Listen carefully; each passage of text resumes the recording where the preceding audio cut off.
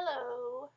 I just thought I would make a quick video update because, well, really because I've got a lot of writing to do and I've been kicked out of my writing room by my mom because apparently the sound of my typewriter is the most annoying sound ever.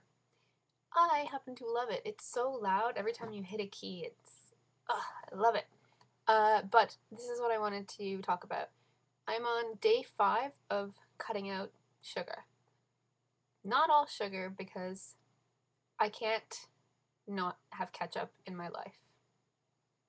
But I've cut out all other sugar, not including fruits and stuff, but I mean processed sugar. And it's actually a lot easier than I thought it would be. Because all I do is think about sugar making my pots worse, and then it's like even the things I really love, like chocolate and stuff, which I know isn't great for pots anyway. When I think about sugar making me worse, then I don't care how much I like whatever the thing with sugar in it is. Well, I forgot what I'm even talking about. But anyway, my point is that I think it's going semi-well. I definitely still am symptomatic and stuff, but I've noticed so far, and I don't know if this is coincidence, and I really hope it's not, but I've had less tachycardia since cutting out sugar. So I will keep you all updated, but I think it certainly doesn't hurt to cut out artificial sugar anyway, so I guess I'll just keep everybody posted. When I tell my friends that I've done this, they're like, "Oh, you know what's great? You're gonna lose so much weight." But they're wrong, because I keep a bag of this by my desk, and I eat them by the ton, because I find that they really help when I'm dizzy and stuff, so I try not to eat too many, but I love them, and so I'm probably just going to get really fat off of chips. Yep. Yesterday I went to the cardiologist. Well, I have two cardiologists, kind of, and I'm cheating on my old cardiologist with a new cardiologist. Does anybody do that? I feel really bad about it, but I'm not sure who is going to be able to help me more since my diagnosis is quite new. So I'm just kind of seeing who I think will give me better care, and then I'll make a decision.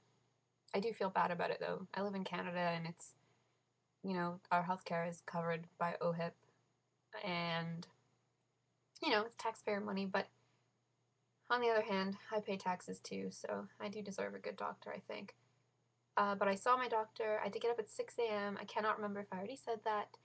Take a 1.5 hour bus ride because I haven't been driving because my POTS has been playing up, and it was quite interesting. I got there and he said to me, I have something implanted in my chest called an implantable loop recorder. It's kind of like a Holter monitor, which I'm sure you're all aware of, and it records any kind of like tachycardia episodes. And it's so funny. I always complain that I have problems when I walk from the bus to my class, and during all of those times, at the same time, my heart rate was just jumping up to 198, which is faster than I thought. Really, like, for me, I get really uncomfortable around 130, and I had no idea it was like sitting at between 180 and 198 depending on the day. So that sucked. But then the cardiologist told me that there's a new procedure we can do where, well, it's an old procedure that they stopped doing because it was considered dangerous, and now it's not so dangerous, and blah blah blah. It's not a catheter EP electrophysiological, I think, study, because I've had that done. It's something where they do something directly to the sinus node. And this is my favorite part of the whole visit. He said to me, if your problems are electrical in nature, this will fix it. But if your tachycardia is related to POTS, then this will make you worse. And I just looked at him kind of like, seriously? Because he diagnosed me with POTS. He also misdiagnosed me for like 2 years, but he's the one who ordered the tilt test. He's the one who diagnosed me with POTS. So anyway, then he stuck me on a treadmill, made me do a stress test, realized that in fact it's POTS and not electrical, at least as far as the tachycardia is concerned.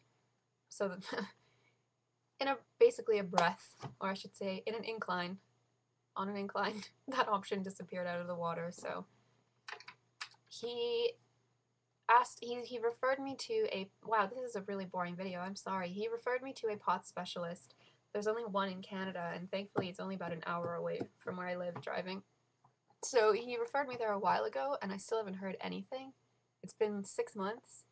So he told me he was going to try and expedite my appointment to the POTS guy.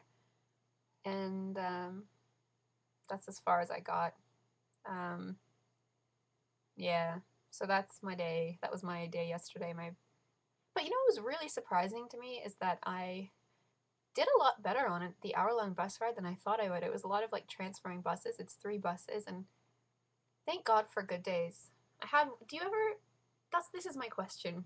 One of my questions that nobody ever answers, except sometimes Paige. But this is my question to the nobodies who will not answer my question. How often do you have really good days where you almost feel normal? I do not get them very often, maybe once every 3 months, but I've had 2 this month, which is great. I'm hoping it's related to the sugar cutting out. I have no idea. I will let you know about this study that I'm conducting on myself. Can't really think of anything else I've been doing differently. Sometimes fluid loading makes me feel worse. I don't know if you can tell, but I'm really just rambling because like I said, I've been kicked out of my writing room. But I think I'm going to go back. I'm not sure because now my mom's on the phone. Oh, here they are. These are my earplugs that I wear when my mom, because she talks really loudly. Lately I've been thinking about how great it would be to live on my own, but I just don't think I'm ready. My folks went away for 2 weeks to Australia, and I was alone, kind of. Well, with a sibling, but they don't really like me very much. Oh, I should take that back. Oh, I just had a crazy palpitation. But anyway, now I'm feeling really potsy. Maybe I should go lie down. I forgot what I was saying.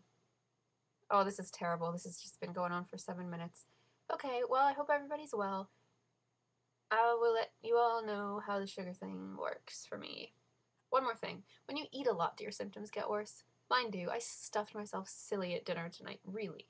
Like, to the point where you can't breathe. I get to that point, and then I'm like, and then I just keep going.